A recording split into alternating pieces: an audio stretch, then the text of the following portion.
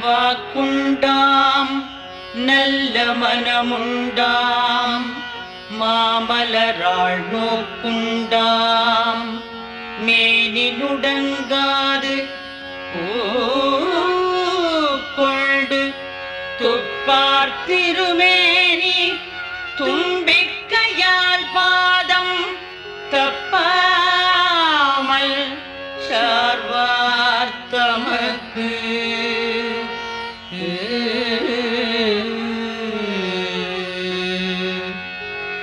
பாலும் தெளிதேனும்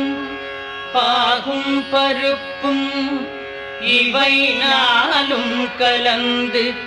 உனக்கு நான் தருவேன்